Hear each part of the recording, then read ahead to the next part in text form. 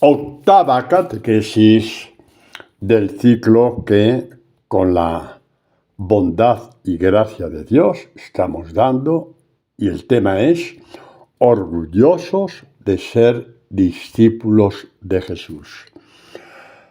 En esta octava catequesis vamos a hablar de San Pablo, la llamada de Dios a Pablo. Si Jesús se fijó en Pablo con lo podrido que tenía el corazón, con la violencia que había en todo su ser, no tengamos miedo de que nos llame a nosotros también.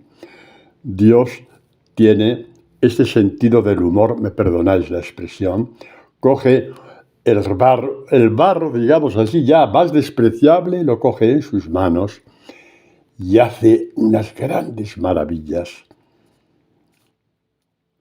Yo digo que Jesús tiene un máster en joyería, sí, un máster en joyería, porque coge un barro despreciable que no sirve para nada y a base de tenerlo en su mano y acariciarlo, te saca una joya perfecta. Ya quisieran todas las emperatrices del mundo tener en su corona una joya hecha directamente por Jesús, el que tiene el máster en joyería. Porque el discípulo, cada discípulo y discípula de Jesús, es una joya hecha por Jesús para el bien del mundo, para ser luz del mundo, para decir al mundo que Dios es amor. Porque si Dios te amó a ti y te escogió a ser discípulo, todos somos amados, o a mí, o a Pablo, o a cualquiera. Vamos a ver la llamada de Pablo, que la conocemos prácticamente todos, ¿no? Hechos de los Apóstoles, capítulo 9, del 1 en adelante. Dice Saulo, respirando todavía amenazas y muertes contra los discípulos del Señor, se presentó al sumo sacerdote y pidió cartas para las sinagogas de Damasco, para que si encontraba algunos seguidores del camino, o sea, de Jesús, hombres o mujeres, los pudiera llevar atados, encadenados a Jerusalén. Sucedió que yendo de camino, cuando estaba cerca de Damasco, de repente le rodeó una luz venida del cielo. Cayó en tierra y oyó una voz que le decía, Saúl, Saúl, ¿por qué me persigues? Y él respondió, ¿quién eres, Señor? Él dijo, yo soy Jesús, a quien tú persigues. Aquí hacemos un alto. Yo soy Jesús a quien tú persigues. Y Pablo se quedó mudo. Podía haber dicho, Señor, yo no te persigo a ti. Yo persigo a los hombres y mujeres que les ha dado la vena en el cerebro de que ha venido el Mesías, que ha resucitado y que todo eso y la iglesia y la iglesia y la iglesia. No, Pablo, le diría Jesús. Cuando leas el Evangelio verás que lo que haces a un discípulo de Jesús, bueno o malo, me lo haces a mí. Pero Pablo no dijo nada. Y alguien dirá, hombre, así cualquiera se convierte, estás tan tranquilo y de pronto un rayo de luz que cae sobre ti y te conviertes. A ver, no seas cabeza de melón, ¿vale? Tenemos el rayo de luz eterna que es el Evangelio. ¿Qué has hecho con él? Entonces no te quejes, ni tú ni yo. ¿Qué dice Juan en la primera carta? La palabra es la luz verdadera. La luz verdadera. Y Jesús que dice, yo soy la luz del mundo. Mi evangelio es la luz del mundo. Por lo tanto, cósete la boca de protestas y mira el evangelio buscando en él la luz de Dios, porque está. La luz de Dios está en cada página del evangelio. Sí, la luz de Dios. Y no un día como en Pablo. Un día y otro y otro y otro, Y Pablo la recibió aquel día y los demás días cuando empezó a guardar el Evangelio no en la mente, sino en el corazón. Y la palabra de los profetas, que se la sabía de memoria, pero solamente en la mente, empezó a guardarla en el corazón. A guardar, a guardar. ¿Cómo termina el Evangelio de Mateo? ¿Se habéis dado cuenta alguna vez cómo termina el Evangelio de Mateo? No nos estamos saliendo del tema. Cuando dice Jesús, id y anunciad el Evangelio, etcétera, ¿no? Dice, y termina. No, y dice, Mateo 28, 19.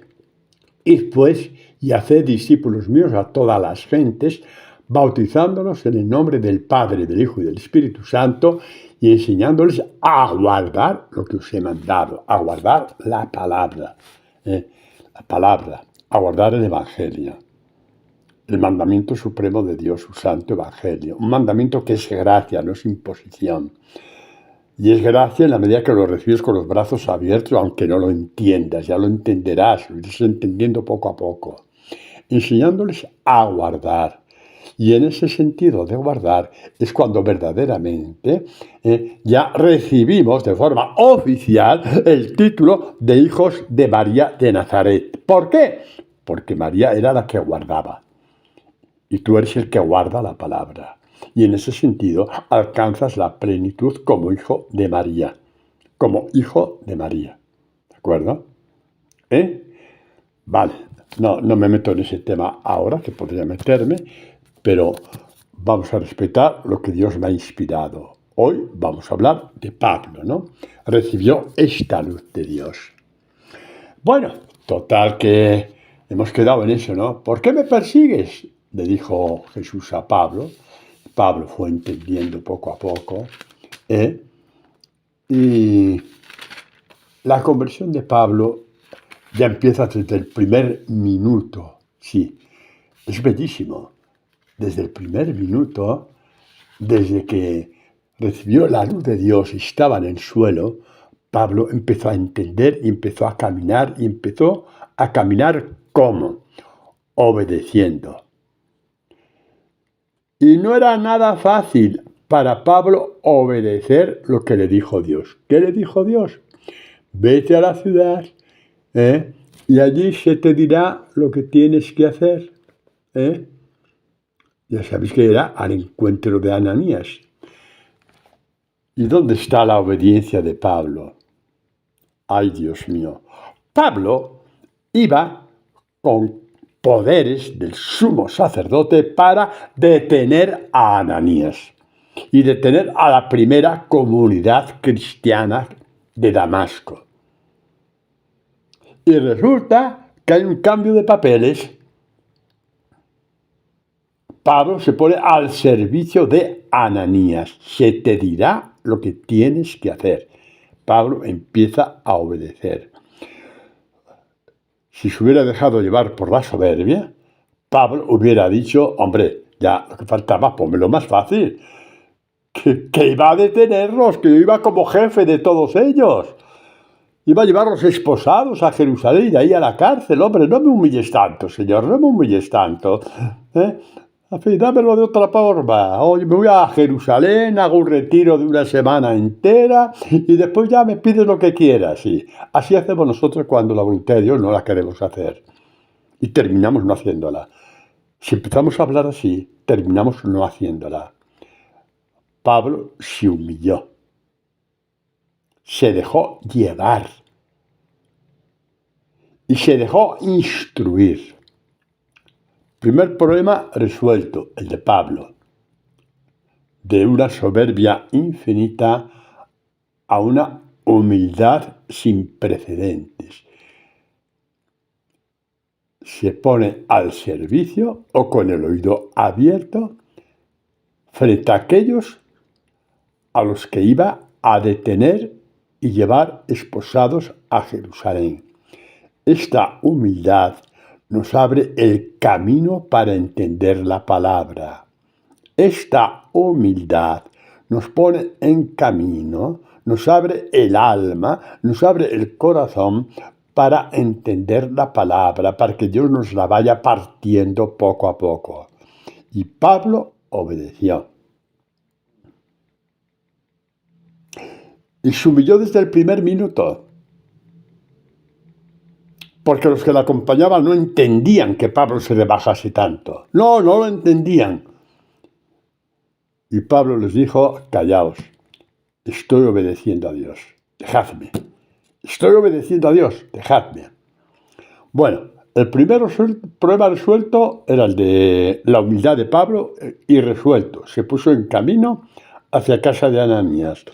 ¿Cuál es el segundo problema? Me vais a permitir que me ría. ¿Sabes cuál es el segundo problema? El segundo problema es Ananías. Sí. ¿Y eso por qué? Porque cuando el Señor le dice a Ananías, esto es continuación de lo que estamos leyendo del capítulo 9 de los Hechos de los Apóstoles, ¿no? Le dice a Ananías, el Señor le dijo en una visión, Ananías le respondió: aquí me tienes, Señor. Qué bonito, ¿no? Aquí estoy, Señor, aquí estoy. Y el Señor dice: levántate y vete a la calle recta, pregunta en casa de Judas por uno de Tarso llamado Saulo, está en oración. Y ha visto en la oración que un hombre llamado Ananías entraba y le ponía las manos para devolverle la vista. Y la respuesta de Ananías: preparaos para reíros. Es que somos todos iguales, hombre. Es que somos todos iguales. ¿Qué le dijo Ananías? ¡Ay, Señor, si yo te contara quién es ese hombre! O sea, como que el Señor no sabía nada. ¡Ay, Señor, si yo te contara quién es Pablo! ¿Cómo se nota que no te has enterado todavía, ¿A que no te has enterado todavía quién es Pablo? ¡Ay, nos persigue a todos, nos lleva, nos azota, nos encadena! ¡Ay, Señor! No te das cuenta, ¿verdad que no? Eso fue lo que le dijo. ¿Os leo? Os leo. Respondió Ananías: Señor, he oído a muchos hablar de ese hombre y de los muchos males que ha causado a los santos en Jerusalén. Como en la iglesia primitiva se llamaba santos a los cristianos, porque vivían en Jesucristo. No hacían milagros, no hacía falta que los hicieran. Vivían en Jesucristo y por eso ya eran santos. Bueno, y que está aquí con poderes de los sumos sacerdotes, ya lo sabía, están muertos de miedo, ¿no? Ay, si yo te contara, como que Jesús no lo sabía. Y Jesús, que tiene paciencia con Ananías. Hay otro por ahí, no me acuerdo ahora el nombre, con el cual Jesús tuvo una paciencia enorme. Y ahora va y predica y predica. Ah, ya lo conozco, sí, el padre Antonio Pavía. Qué paciencia con Antonio Pavía. ¡Oh! Y qué paciencia con los que escucháis. ¡Oh! La paciencia de Dios nos hace santos. ¡Ay, Dios mío! Eso es la primera vez que lo digo en todos mis años de sacerdocio. Y Dios ha permitido que lo oigáis vosotros y también yo. La paciencia de Dios nos hace santos. ¡Qué bonito!, ¿no? Escribidlo, no lo perdáis. Que nos va a acompañar la vida entera. Sea larga o corta, no importa, nos va a acompañar. Bueno, así que Jesús sí sabía perfectamente quién era Pablo. Bueno, la obediencia de Pablo y nuestra obediencia, a pesar de que protestemos igual que Ananías, al final Jesús nos va convenciendo poco a poco, ¿no?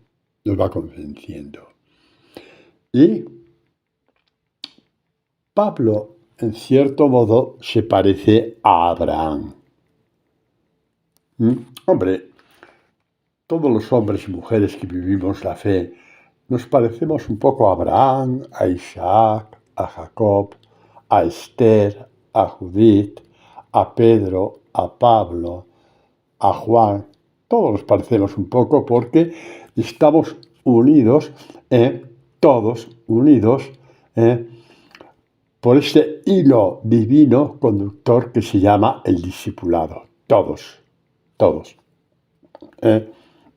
Y por eso nos parecemos todos un poco, cada uno en su faceta, ¿no? ¿Y qué se parece Pablo a Abraham? Abraham, dice San Pablo en la carta a los romanos, esperó contra toda esperanza. No voy a hablar de Abraham, porque ya conocéis la historia, Y no quiero desviar la catequesis. Nos quedamos en lo que dice Pablo, de él, en la carta a los romanos, esperó contra toda esperanza, ¿no? Y creyó. Esperando contra toda esperanza, creyó. Y fue hecho padre de naciones como se lo había prometido. Sí, es la carta a los romanos 4:18. Vamos a dar la vuelta a la tortilla, ¿vale? En realidad, el que esperó contra toda esperanza fue Jesús. Esperó en Pablo, confió en Pablo contra toda esperanza. Jesús confió en Pablo contra toda esperanza. Nadie hubiera dado ni un centavo por la conversión del Pablo, por el cambio de Pablo. Jesucristo tampoco dio un centavo. Dio su vida por la conversión de Pablo. Dio su vida por la conversión del padre Antonio Pavía. Dio su vida por vuestra conversión, los que lo estáis oyendo. ¿Cuántas luces necesita hoy el mundo? ¿Cuánta oscuridad que hay? ¿Cuánta oscuridad en todo, en todo, en todo, en todo? ¿Dónde están las luces de Dios? ¿Dónde están? Dejad de protestar. Seamos luz y cerremos la boca y dejemos a Dios actuar. Y dejemos a Dios actuar. Contra toda esperanza, Jesús hizo un hombre nuevo en Pablo. Si lo hizo en Pablo, ¿no lo va a hacer en ti? Y en mí, claro que lo hace. Pablo está puesto ahí como icono del poder de Dios, del poder convertidor de Dios, del poder convertidor que tiene la palabra de Dios. Y Pablo fue donde Ananías contra toda esperanza. Podía pensar en el camino, y voy a echar a perder mi vida. Claro que lo pensó. Y si todo fue una alucinación que me pegó el sol de frente, aparte de los tragos que me he pegado en el viaje de whisky, a lo mejor ha sido eso, ¿no? El trago del whisky y el sol que me ha dado en la cara, sí, en la cara. Pablo, ¿por qué me persigues? Eso ya no fue una alucinación. Lo entendió en un segundo, un instante eterno, comprendió Pablo, que estaba totalmente equivocado. De ahí su respuesta: ¿qué quieres que haga, Señor? Mirad, lo primero que tenemos que hacer cuando vamos conociendo a Dios y nos abre un camino de conversión serio, es decir lo mismo que Pablo. ¿Qué quieres que haga?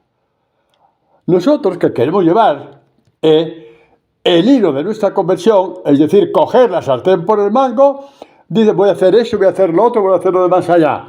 ¿Le vas a preguntar a Dios primero? Pregúntale a Él lo que tiene proyectado para ti. Y adelante, y adelante. Aunque no tenga ni pies ni cabeza. No tenía ni pies ni cabeza que Pablo fuera al encuentro de un hombre a quien iba a llevar a la cárcel. A ver cómo se come eso. Y Pablo tuvo horas para discernir eso. Las horas que le faltaban por llegar a Damasco y preguntar dónde vivía tal señor. La conversión. Cuando se la dejamos hacer a Dios, qué bella es la conversión, qué libre es la conversión, qué alas te da la conversión. Tienes los mismos problemas que ayer, pero tus pies ya no están en el suelo. Tus pies es como que si estuvieran en las manos de Dios. Aquí estoy, Señor, aquí estoy.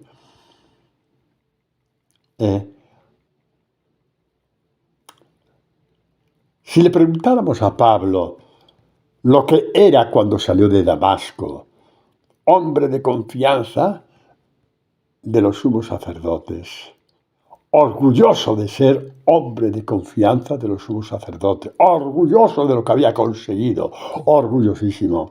Y le preguntáramos 3 años después, cuando ya se metía de lleno en la evangelización, le preguntamos a Pablo, ¿y ahora de qué estás orgulloso? Ya que te falló lo del sumo sacerdote. Pablo se pondría rojo como un tomate, pero diría, Estoy orgulloso de ser discípulo de Jesús. Y más orgulloso todavía que siendo discípulo de Jesús me ha abierto una puerta para evangelizar y la he cruzado. Y no hay día en que no dé gracias a Dios, porque el Evangelio me supera, la palabra de Dios me supera, lo que anuncio me supera. Y yo veo que la gracia de Dios sale por mi boca. Y esto es más que para estar orgulloso, porque esto no existe en este mundo, existe solamente en el corazón de Dios. Esto vale para ti y para mí. Por eso estamos orgullosos de ser discípulo de Jesús, porque hacemos lo que nadie hace. Porque cuando anuncias el Evangelio, cuando eres luz de Jesús ante los demás, aunque sea a 4 personas, porque tu radio de acción, por las razones que sea, no va a más,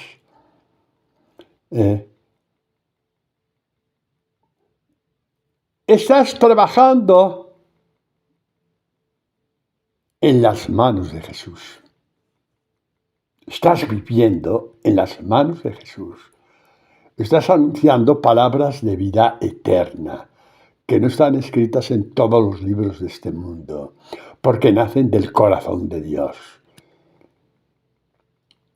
¿Cómo no vas a estar orgulloso, orgullosa de ser discípula de Jesús, si lo que tienes es infinitamente superior a todas las riquezas, prebendas, honores, cargos y títulos de este mundo? Porque todo aquello pasa, mas lo que tú tienes permanece para siempre. Es tu herencia. Es tu herencia. Tu herencia.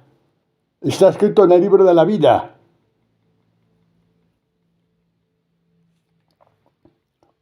Por eso, como os he dicho muchas veces, los discípulos de Jesús, que nos tomamos en serio el discipulado y vamos haciendo esto, no pasamos por el purgatorio.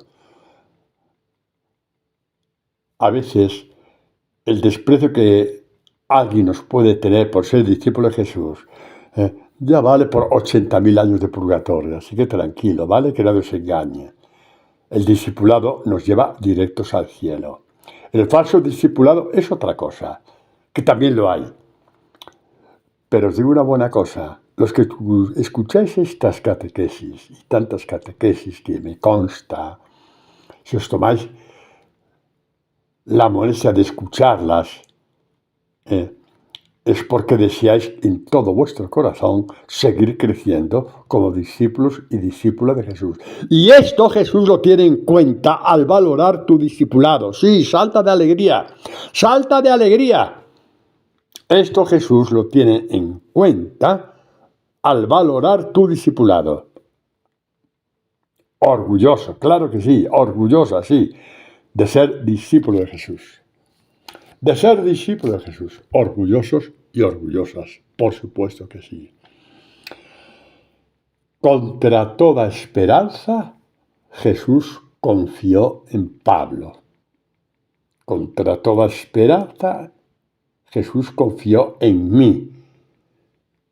Contra toda esperanza, Jesús confió en ti. Contra toda esperanza, le dijo a Pablo y a ti y a mí, vosotros sois la luz del mundo. Contra toda esperanza, repito, contra toda esperanza. Contra toda esperanza llamó a los apóstoles. Contra toda esperanza llamó a los apóstoles. No había por dónde coger cada uno. El que no era tonto era idiota. El que no era idiota era soberbio. Eran tontos idiotas por soberbios que eran, ¿vale? Cuando Dios les arrancó la soberbia, empezaron a ser listos según Dios. Pero eran lo que eran, de ahí sus peleas continuas. A ver quién era el más guapo, el que mejor se peinaba, el que llevaba el último traje Armani, sí, el más elegante, el más inteligente. Y Jesús aguantando, diciendo por las noches cuando rezaba al Padre, Padre, ¿y toca aguantarlos hasta el día de la muerte? ¿Toca aguantar los estúpidos que son? Y el Padre dice, también los aguanto yo. ¿Qué te crees? Cuando mueras con ellos, por ellos serán otros. Cuando tú y yo sepamos que ha muerto por ti y por mí, ahí es cuando ya somos otros. Y ya lo somos. No, no os castiguéis, ya lo somos. Repito, ya lo somos. Vamos a ver un punto muy importante. Tiene que ver con Pablo, ¿no? A Pablo, muy probablemente, el demonio le atacaría con mucha frecuencia. ¿En qué le iba a atacar San Pablo? En lo que había sido en su vida anterior. Soberbio, violento, participó, aunque fuera pasivamente, pero participó en el martirio de Esteban. Participó, en el martirio de Esteban. ¿Cuántas veces le diría el demonio? Le sacaría las cartas ocultas del demonio. ¿Será desgraciado el demonio? ¿Será desgraciado? ¿Será desgraciado? Ya sabe que el Señor nos ha llamado, sabe que hemos dicho que sí, sabe que estamos dando pasos, que hemos hecho muchas cosas ya por amor a Él, en muchas cosas. Por lo menos en muchos de los que conozco, tanto aquí en Madrid como en Ecuador. Pasos que han dado por amor al Evangelio. Y viene el demonio y nos dice lo mismo que a Pablo. Nos enseña cartas ocultas. Ya, pero antes de ser discípulo del Señor, hiciste eso, hiciste aquello, abortaste, o esto, o aquello, o lo demás allá. Cartas ocultas. Y Pablo dice, Pablo es un hombre que sabe combatir, ¿eh? ¿Qué creéis? ¿Que el demonio no le tentaba a Pablo en eso? Claro que le tentaba, por supuesto que sí. Vaya desastre de vida, ¿no? Ese Pablo antes de su conversión era más que insoportable. Más que insoportable. ¿Eh? En la primera carta a los Corintios dice, en capítulo 15, el versículo 9 y 10, 9. Yo soy el último de los apóstoles, indigno del nombre de apóstol por haber perseguido a la iglesia de Dios. Vale, señor demonio, ¿vale? ¿Usted quiere escuchar eso? Pues se lo acabo de decir, soy el último de todos. De acuerdo, ya, léame su carta. ¿He perseguido a la iglesia de Dios? De acuerdo, vale, he perseguido a la iglesia de Dios. Pero ahora me vas a escuchar tú a mí, dice Pablo. ¿Y qué tiene que escuchar el demonio? Lo que viene a continuación. Y eso vale para ti. Cuando el demonio te enseña esas cartas, vale para ti y para mí. Y Pablo continúa, el versículo siguiente. Por la gracia de Dios soy lo que soy. Así que, señor demonio, te callas, ¿vale? ¿Qué sabes tú de la gracia de Dios?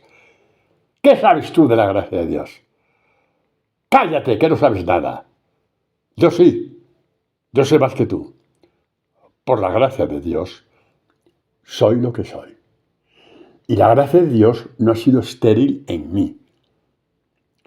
Y aquí, como hay siempre gente que se pega demasiado, como que no se perdona lo que ha hecho, dice, bueno, yo no puedo decir lo mismo, que la gracia de Dios no ha sido estéril en mí. No estarías escuchando esta catequesis.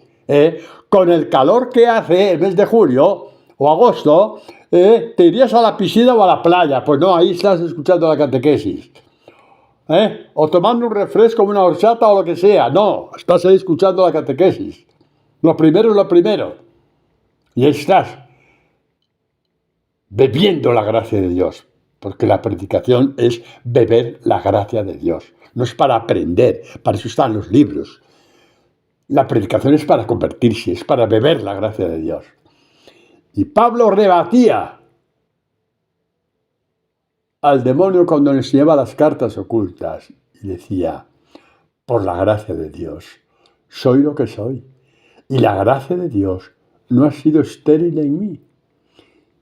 Y si antes había dicho que era el último de los apóstoles, ahora puede decir Vaya flor que se pega aquí San Pablo. Se nota que todavía la humildad no había cuajado en él del todo. Porque termina diciendo, antes bien, he trabajado más que todos ellos.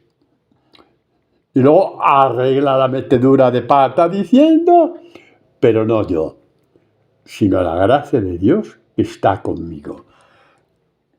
¿Qué os parece Pablo? Es para enamorarse de él, ¿no? ¡Qué hombre! ¡Qué hombre! Es todo fuego.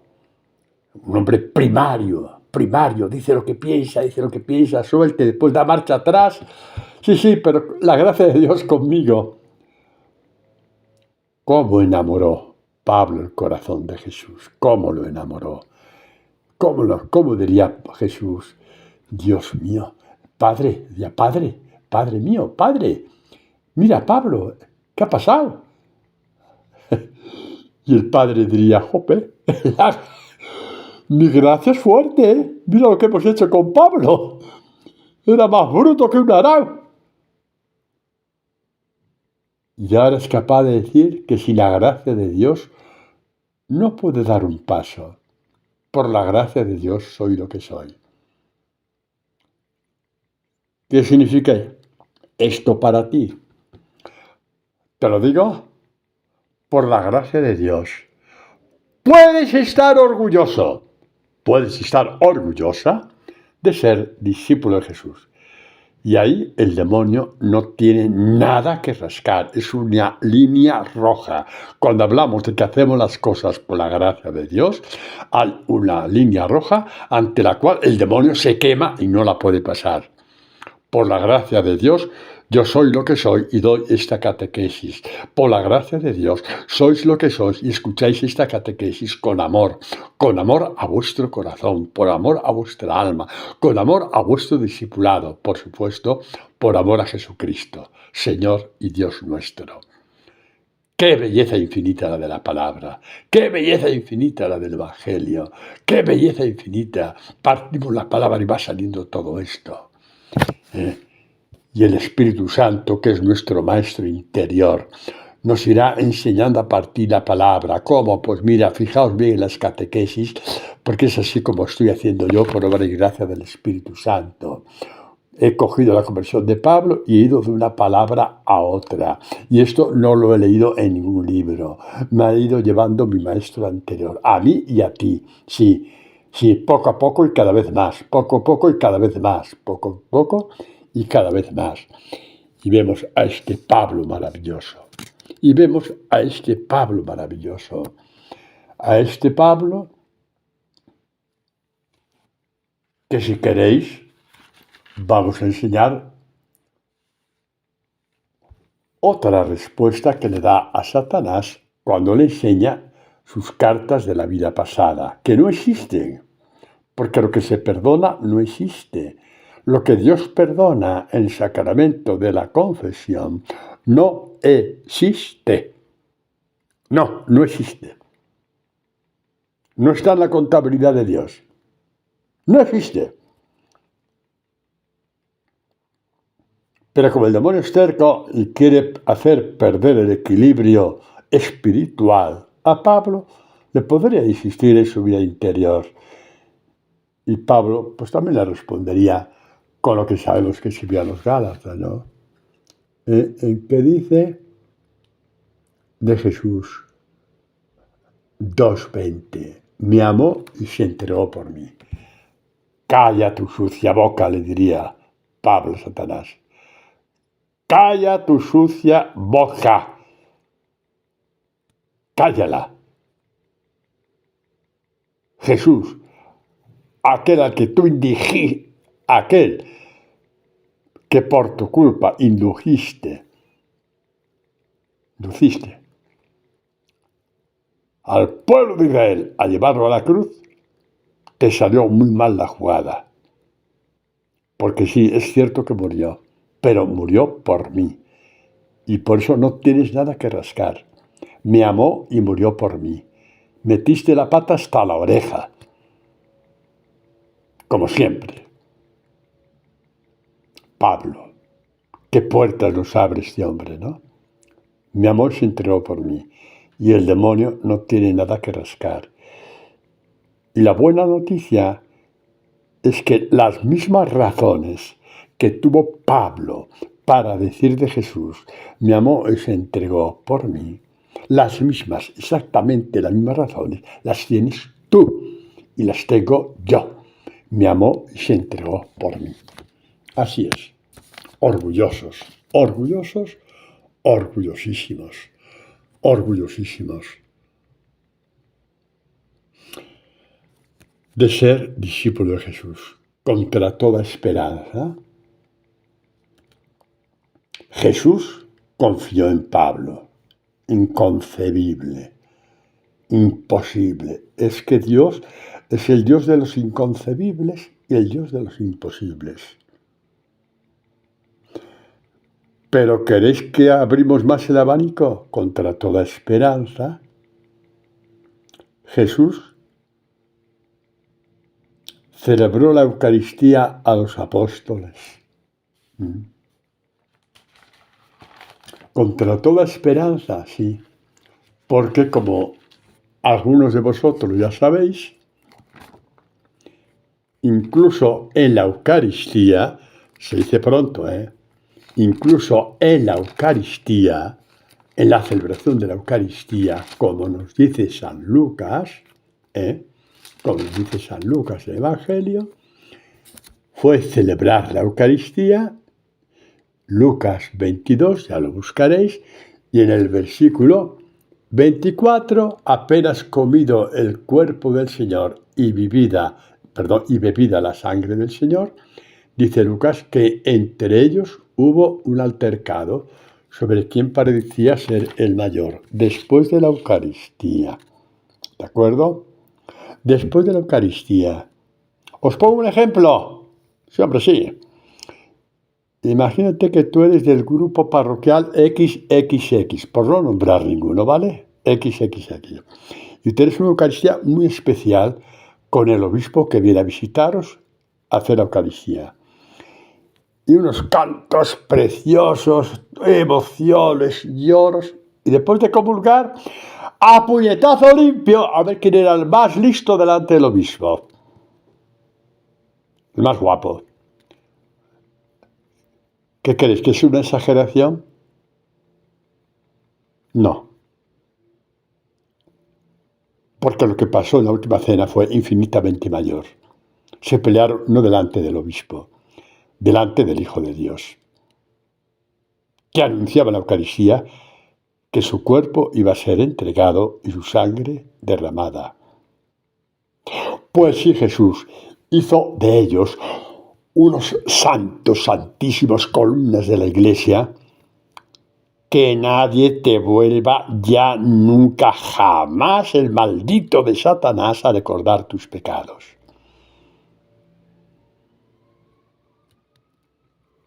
Porque los que se pelearon delante de él, Jesús les llamó, quitando Judas, que ya sabéis la historia, a ser las columnas de la evangelización. Las columnas del Evangelio, que después fue transmitiendo de generación en generación hasta llegar a nosotros. ¿Y por qué insisto en esto? Porque hay mucha gente que no se perdona, que se ha confesado y bien confesados, pero el demonio va por ahí. Pues acordaos de esto, que contra toda esperanza Jesús confió en ellos. Y contra toda esperanza, terminada la última cena, fue al huerto de los olivos. Y en la oración del huerto de los olivos vamos a ver una cosa que nos da mucha ternura.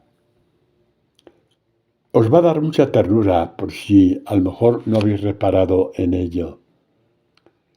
Jesús va al huerto de los olivos con Pedro, con Santiago y con Juan. Habían participado los tres de la pelea, por tanto no eran los tres mejores.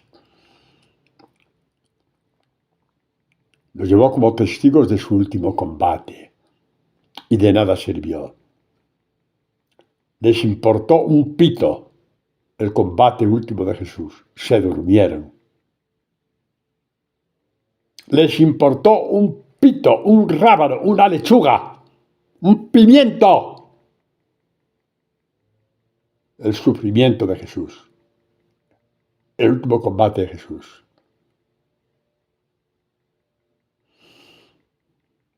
Nos quedamos sin palabras, ¿verdad? Pues sí. Pues sí, nos quedamos sin palabras. ¿Y qué hizo Jesús? ¿Qué hizo Jesús? Pasó por alto una vez más, otra vez más, esta humillación de que le dejaron solo en el último combate. Y a cambio, tenemos algo que es infinitamente bello. ¿Cómo llama Jesús al Padre? ¿Os lo leo? Dice, y adelantándose un poco, cayó rostro en tierra y suplicaba así, Padre mío, si es posible que pase de mí esta copa, pero, Padre mío, ¿nunca habéis reparado? ¿Cómo le saldría esto a Jesús después de ver lo que vio en la última cena? Contra toda esperanza. Es que no había más esperanza, es que no la había. Es que no podía haber esperanza de hacer de aquellas personas unos hombres mínimamente sensatos. Es que no había ninguna esperanza humana de hacer de aquellos apóstoles unos hombres mínimamente compasivos o sensatos. Les importó 3 pepinos, no les importó nada. ¿Y dónde estuvo la fuerza de Jesús? Padre mío. Esto vale por ti cuando no puedas más. Dirás, Padre mío. Y si estás en la iglesia dirás, Padre mío. Y si estás delante del Santísimo dirás, Padre mío. Y si estás en tu casa dirás, Padre mío. ¿Cómo te va a salir? ¿Cómo te va a salir del alma esa oración? Padre mío, Padre mío, Padre mío. Todo el Padre nuestro está ahí reducido. Padre mío. Padre mío, voy a la pasión. Padre mío, estoy sufriendo. Padre mío, me están insultando. Padre mío, lo puedes hacer tú en esta oración. Padre mío. Padre mío. Me quedaría el resto de la catequesis diciendo esto. Padre mío. Nos abrió la puerta a la más completa de todas las oraciones. Padre mío. Y no hace falta decir nada más. Padre mío, y cierra los ojos. Padre mío, y puedes pensar en la herida que tienes en el alma por lo que te han dicho o te han hecho o por lo que estás pasando. Y no necesitas decir muchas palabras. Y cierra los ojos. Padre mío. Y aparece el bálsamo dentro de ti. Lucas nos dice que el Padre le envió un ángel para confortar su alma, porque su alma estaba tan atravesada como el alma de su madre María. Una espada te atravesará el alma. A Jesús primero le atravesaron el alma con toda clase de humillaciones y desprecios, y después le atravesaron el cuerpo. Y entre espacios entre el atravesar el alma y el cuerpo, Padre mío. Eso es lo que te va a mantener a ti siempre. Te va a mantener siempre. Te va a dar la paz que nunca conociste, Padre mío. La paz que nunca tuviste, Padre mío. La alegría que nunca tuviste, Padre mío. La esperanza que nunca tuviste, Padre mío. Padre mío, soy discípulo de tu Hijo. Padre mío, Padre mío. Puedo decirte, Padre mío, porque soy discípulo de tu Hijo. Y estoy orgulloso. Estoy orgullosa de ser tu discípulo, Padre mío. Y ahora decidme, vosotros y vosotras que me estáis escuchando, yo sé que ya lo hacéis, pero os lo digo una vez más, no vale la pena llamar una puerta tras otra para que escuchen esta catequesis. No molestes a nadie, no estoy diciendo eso, pero me entendéis. Tal persona de la parroquia, de tal grupo, que nunca lo has hecho porque te llevas mal con él. No, hazlo, hazlo. porque no tiene precio que un hombre, que una mujer aprenda a decir en momentos de tinieblas, Padre mío, en momentos de persecución, Padre mío, en momentos de humillación por causa del Evangelio, Padre mío, en momentos de desprecio por causa del Evangelio, Padre mío, Padre mío. La oración más bella y eterna que existe, la que dijo Jesús en el huerto de los olivos. Y a partir de ahí ya el resto. Si es posible que pase este cáliz, pero no se haga mi voluntad sino la tuya. ¿Por qué? Porque eres mi Padre. Y lo tienes todo atado y bien atado. Y al final voy a vencer sobre la muerte, sobre todo desprecio y sobre toda humillación. Voy a vencer. Padre mío. Las bellezas infinitas que encierra el Evangelio. Y hay gente que no lo conoce. Hay gente que sabe 10 novenas y las sabe casi de memoria y no se las pierde. Pero esto ni siquiera lo sabía. Y ahí está, Padre mío. Y la belleza de la elección de Pablo. Y la elección de cada apóstol. Y Jesús sobreponiéndose a nuestra debilidad. Aquí estoy, Padre mío. Y es como si me hubiera encasquillado. Es que no salgo. El Padre mío. ¿Cómo va a cambiar nuestra oración de ahora en adelante, ¿no? Cuando empecemos diciendo, Padre mío. Y rezas un salmo de laudes y casi puedes hasta cambiar la antífona si es que estás rezando solo o sola. Y dices, Padre mío. Y empiezas el salmo. Y es gloria, gloria a ti, Padre mío. Lo mismo. ¿Por qué no? ¿Por qué no? Mientras reces en privado, puedes rezar así, tranquilamente. Y en tu casa, ¿quién te lo impide? Padre mío, cambia tu vida. Tu vida cambia. Tu sensación, tus miedos cambian todos cuando aprendes a decir, Padre mío.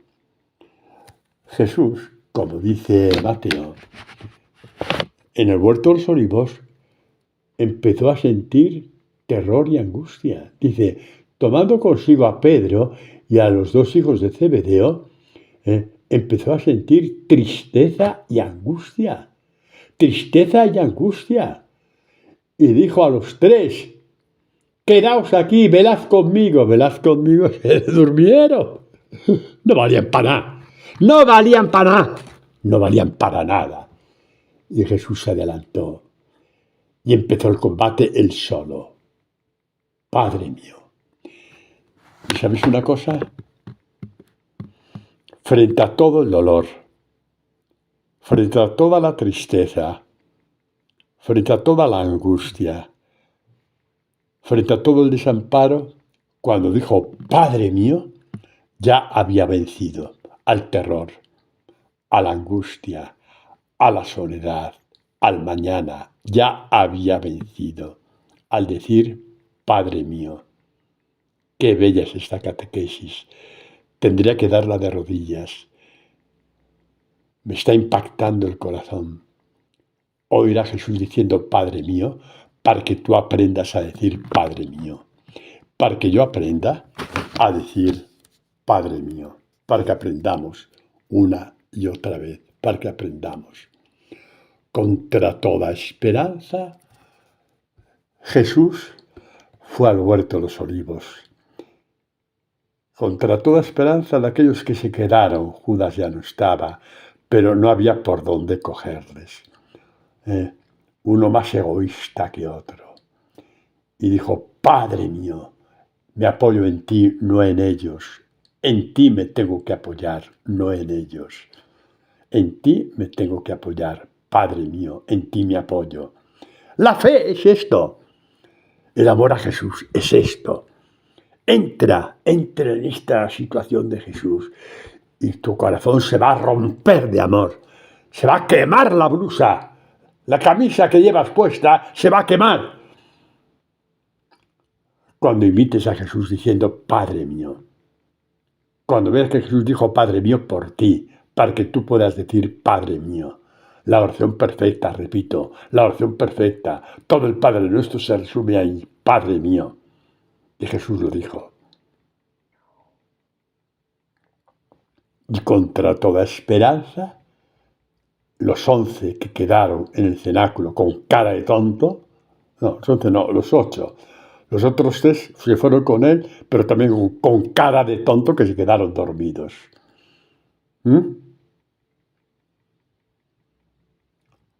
Los hizo los grandes santos de la Iglesia primitiva, las columnas de la fe, los evangelizadores, los que crearon los cimientos del cristianismo en cuanto a hombres, ¿no? Porque el cimiento es Jesús.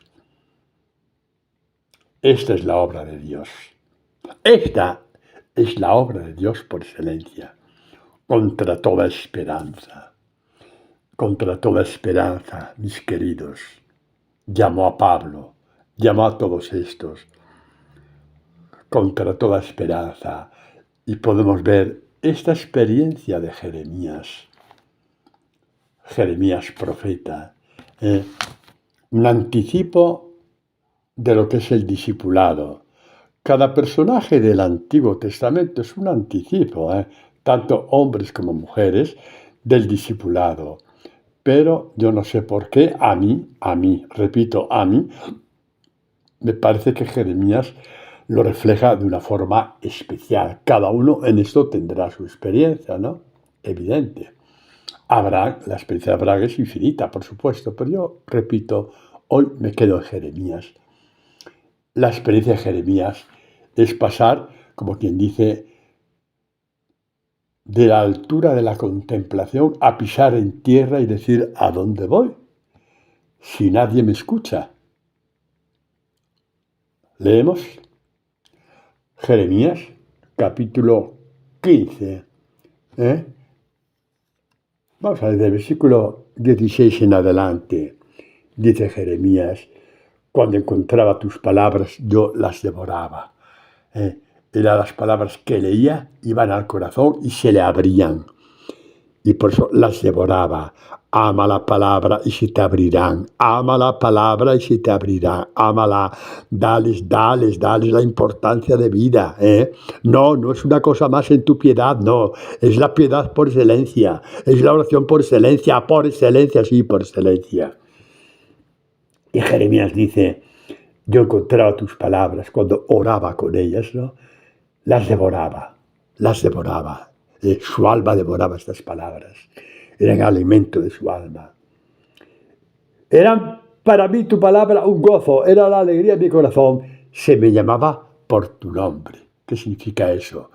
De la misma forma que el templo de Jerusalén se le llamaba templo de Yahvé, Jeremías sabía que cuando recibía una palabra, su nombre era Jeremías de Yahvé, Jeremías de Dios. Pertenecía a Dios, porque Dios vivía en él. El templo de Jerusalén era templo de Yahvé porque la gloria de Dios habitaba en Jerusalén. Jeremías, que recoge la palabra en su alma, sabe que la gloria de Dios que está en su palabra habitaba en él. Y por eso su nombre es Jeremías de Dios, Jeremías de Yahvé. Se me llamaba por tu nombre. ¡Qué alegría la de Jeremías!, ¿no? Bueno, dice, no me senté en peña de gente alegre, o sea, no me divertí, no me fui de borrachera, ¡ay, qué bonito, no! Por obra tuya solitario me senté. Lo que era para mí mi gloria, mi maravilla, me llevó a una soledad espantosa.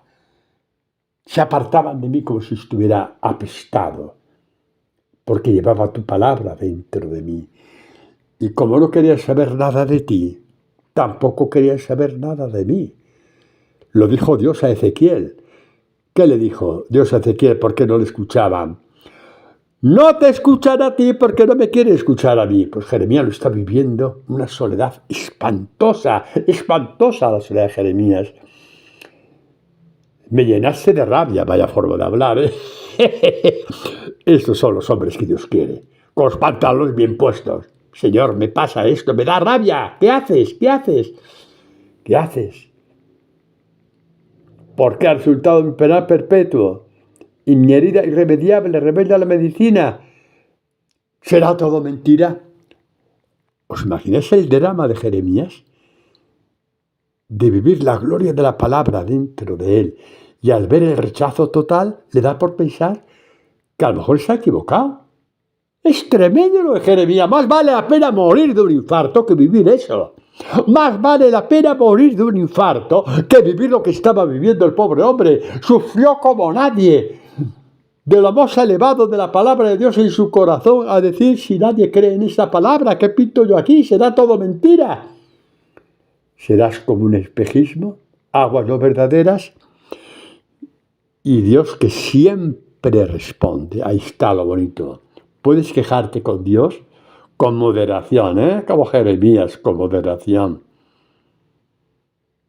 Y Jeremías oyó la respuesta de Dios y le dijo, a ver si Dios me da el don de poder transmitirlo. Sí, es Jeremías 15 del 16 en adelante.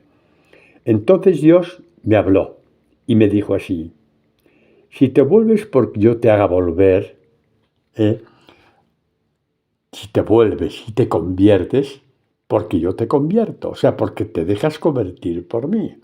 Hay gente que piensa que rezando se convierte. No se mueve un milímetro de sus soberbias y de sus pensamientos y de su lengua venenosa. Queda intacta, exactamente igual. No se mueve. No se mueve en absoluto. Y Jeremías ve que la conversión es gracias a la palabra de Dios. Porque yo te haga volver. No se te va a aparecer a Dios con un mono de carpintero volviéndote hacia él. No, te va a dar su palabra para que te vuelvas. Deja los milagros en paz. El mayor milagro que Dios puede hacer por ti es volverte hacia Él con su palabra. Volverte hacia Él con su palabra. Por eso dice Dios a Jeremías, si te vuelves, porque yo te haga volver, estarás en mi presencia. Ay, Dios mío. Puede oír Jeremías insultos, no vales para nada, eres un soñador, eres un iluso, eres un tal, eres un cual, que te has creído, que eres más que nosotros, tal. Jeremías está en presencia de Dios y eso le duele, pero no le alcanza el corazón, le duele, porque la ofensa duele, pero la ofensa no ha lugar para implantarse en su corazón. No ha lugar. El corazón está habitado por Dios. Si te vuelves porque yo te haga volver, estarás en mi presencia. Si sacas lo precioso de lo vil, serás como mi boca. La palabra viva que está dentro de la palabra escrita. Eso es. Lo decían los santos padres de la Iglesia, que la palabra de Dios tiene un cuerpo y un espíritu. Un cuerpo es lo que está escrito y un espíritu es lo que hay dentro, el río de agua viva que corre dentro de lo que está escrito, lo que nosotros llamamos el partir la palabra. Todo esto es un don de Dios, pídelo y pídelo y pídelo. Pero estas catequesis, repito, te ayudan una praxis, una forma de cómo partir la palabra, cómo partiendo de la conversión de Pablo hemos ido de un evangelio a otro, de un texto a otro. Y no te preocupes, Dios te irá diciendo textos conforme te vayas, como quien dice, haciendo cada vez más tuya la lectura de la palabra, el orar con la palabra. Dios irá que te lleve, como ahora, el texto de Pablo, te lleva a Jeremías, te lleva a San Pablo, te lleva a tal texto de aquí, cuál texto de allá. Es sacar lo precioso, lo que hay dentro de la palabra, de lo vil, que es lo que está escrito. Lo llama vil porque lo escrito no convierte. Te instruye en la mente, como los fariseos, que se la sabían de memoria y no reconocieron al Mesías. ¿Por qué? Porque tuvieron que escoger entre su propia gloria y la gloria de Dios. Y dijeron, no. ¿Y qué hacemos con Jesús? A la cruz y que no moleste. Y resucitó.